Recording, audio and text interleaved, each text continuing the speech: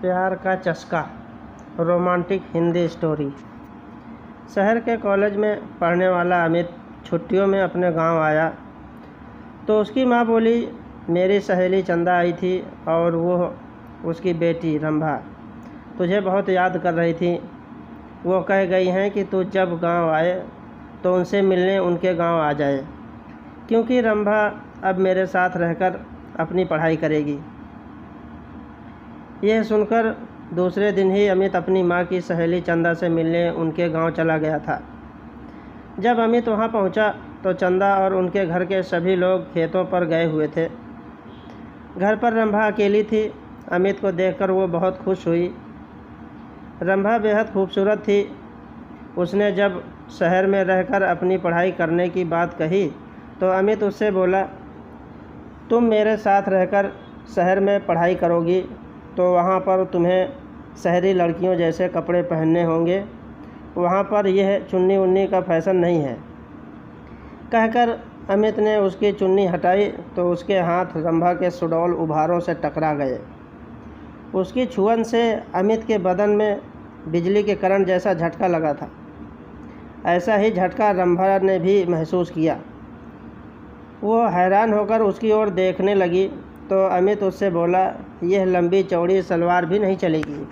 वहाँ पर तुम्हें शहर की लड़की की तरह रहना होगा, उनकी तरह लड़कों से दोस्ती करनी होगी, उनके साथ वो सब कुछ करना होगा जो तुम गांव की लड़कियां शादी के बाद अपने पतियों के साथ करती हो।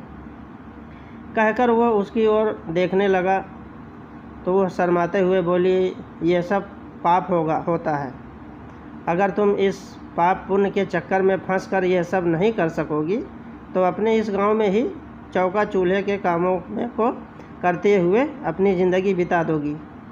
कहकर वो उसकी ओर देखते हुए बोला, तुम खूबसूरत हो, शहर में पढ़ाई करके ज़िंदगी के मज़े लेना। इसके बाद अमित उसके नाजुक अंगों को बराबर छूने लगा। उसके हाथों की छुअन से रंभा के तन बदन में बिजली का करंट सा लग रहा था। वह जोश में आने लगी थी। रंभा के माँ बाप खेतों से शाम को ही घर आते थे, इसलिए उन्हें किसी के आने का डर भी नहीं था। यह सोचकर रंभा धीरे से उससे बोली, चलो अंदर पीछे वाले कमरे में चलते हैं। यह सुनकर अमित उसे अपनी बाहों में उठाकर पीछे वाले कमरे में ले गया। कुछ ही देर में उन दोनों ने वो सब कर लिया जो नहीं करना चाहिए था। जब उन दोनों का मन भर गया तो रंभा ने उसे देसी घी का गर्मा गर्म हलवा बनाकर खिलाया। हलवा खाने के बाद अमित आराम करने के लिए सोने लगा। उसे सोते हुए देखकर फिर रंभा का दिल उसके साथ सोने के लिए मचल उठा। वह उसके ऊपर लेटकर उसे चूमने लगी तो वह उससे बोला, तुम्हारा दिल दोबारा मचल उठा है क्या? तुमने मुझे प्यार का चस्का जो लगा दिया है। रंभा ने अमित के कपड़ों को उतारते हुए कहा। इस बार वे कुछ ही देर में प्यार का खेल खेल कर मस्त हो चुके थे, क्योंकि कई बार के प्यार से वे दोनों इतना थक चुके थे कि उन्हें गहरी नींद आने लगी थी। शाम को जब रंभा के माँ बाप अपने खेतों से घर लौटे तो अमित को देखकर खुश हुए। रंभा भी उसकी तारीफ़ करते नहीं थक रही थी।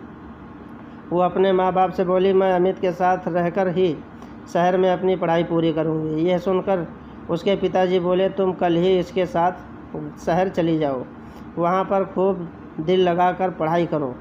जब तुम कुछ पढ़ लिख जाओगी तो तुम्हें कोई अच्छी सी नौकरी मिल जाएगी, तुम्हारी ज़िंदगी बन जाएगी। फिर किसी अच्छे घर में इसकी शादी कर देंगे। आजकल अच्छे घरों के लड़के पढ़ी लिखी बहू चाहते हैं, रंभा की माँ ने कहा। तो अमित बोला, मैं दिन रात इसे पढ़ाकर इतना ज़्यादा होशियार बना दूँगा कि फिर यह अच्छे पढ़े लिखों पर भारी पड़ जाएगी। रंभा की माँ ने अमित के लिए खाने को अच्छे पकवान बनाए। खाना खाने के बाद बातें करते हुए उन्हें जब रात के 10 बज गए तब उसके सोने का इंतज़ाम उन्होंने ऊपर के कमरे में कर दिया। जब अमित सोने के लिए कमरे में जाने लगा तो चंदा रंभा से बोली, कमरे में 2 पलंग हैं, तुम भी वहीं सो जाना। वहाँ पर अमित से बातें करके शहर के रहन सहन और अपनी पढ़ाई लिखाई के बारे में अच्छी तरह पूछ लेना। यह सुनकर रंभा मुस्कुराते हुए बोली, जब से अमित घर पर आया है तब से मैं उससे खूब जानकारी ले चुकी हूँ।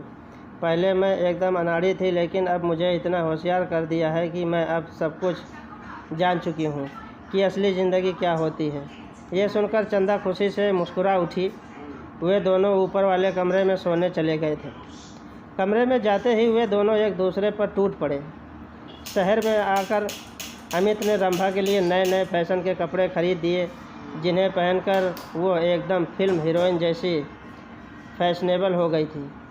अमित ने एक कॉलेज में उसका एडमिशन भी करा दिया था। जब उनके कॉलेज खुले तो अमित ने अपनी कई अमीर दोस्तों से उसकी दोस्ती करा दी, तो रंभा ने भी अपनी कई सहेलियों से अमित की दोस्ती करा दी।